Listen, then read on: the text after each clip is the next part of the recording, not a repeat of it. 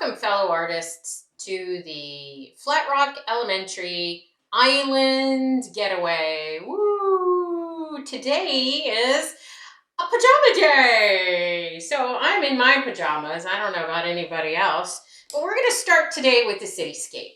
And you should have seen some videos describing landscape where there's land in the picture.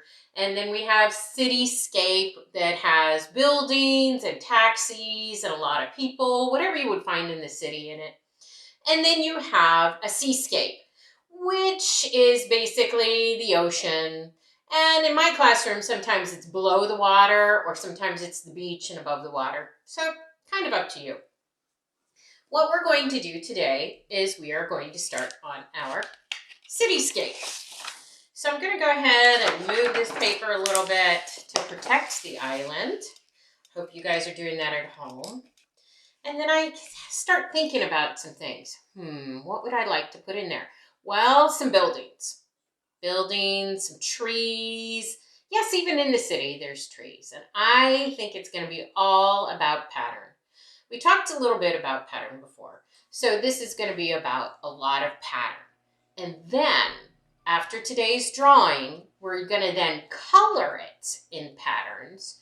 And from there, you're going to move on to, oh my goodness, layers of pattern on top so that we get a type of texture created with our patterns.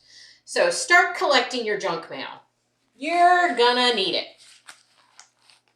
So here we have all our junk mail. And in our junk mail, we have all kinds of stuff. We have letters we could use to give texture. We have colors to give texture, all kinds of stuff. So start collecting your junk mail now, because in a few weeks, you're going to need to put it on your artwork. So with the cityscape, I'm going to start with a straight line because I want to put a road in. To me, nothing says cityscape more than a road. So there's my road. And then from here, I'm going to put in my buildings. So let's just start all kinds of sizes. There's just a rectangle there. And then I'm going to overlap one this way. It's going to go off the page and come down. Now notice what I did. I put it behind this one. And then I'm just going to put another little building here. Now, because I'm using a black marker today or a black pen so you can see better, I'm going to have to fix this. You know, with every mistake, there comes a way to solve it. So I'm going to divide this into blocks. That's how I can fix that mistake. So I make a mistake and then I fix it.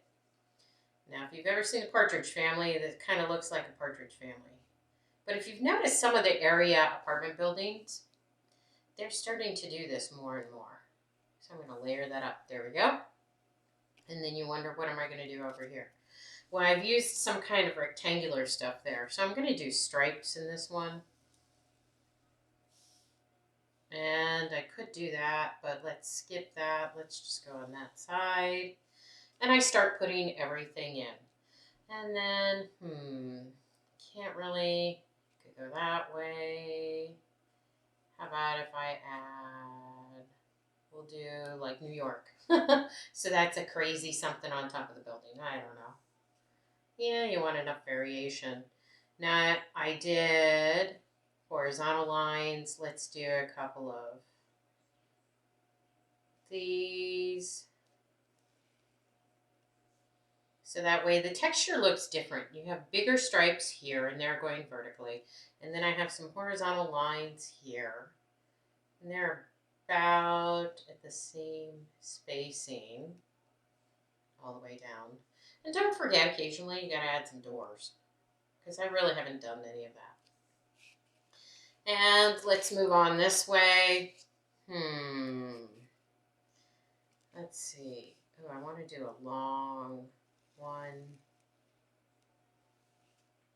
And down it goes. This might be a parking garage.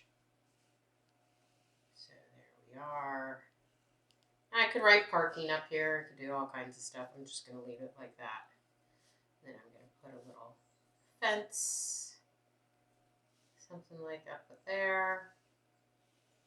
So you can park up there too. I'm going to leave that one just solid. So I could put little bricks in. I could do all kinds of stuff.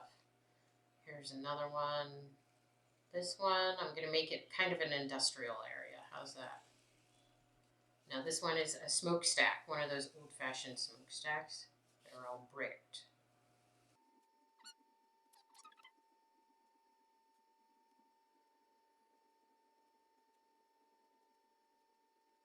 That one goes all the way down. And then you know what? We're going to have a crossroad or a park area here. Now this will be one of the last times you ever hear me say you can go ahead and do a lollipop tree. Oh, yeah, I know. After we've spent so long getting you out of the lollipop trees, here we go, making lollipop trees. Partly to get the repeat overlap. And then where I have sky, I'm actually going to do wavy lines. Now don't forget, your sky goes all the way down to the ground. So your wavy lines should actually carry through behind your trees.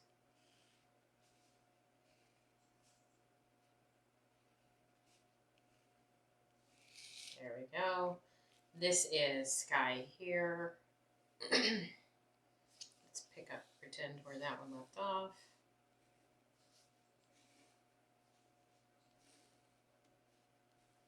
So I've used geometric lines and organic lines to create this sky.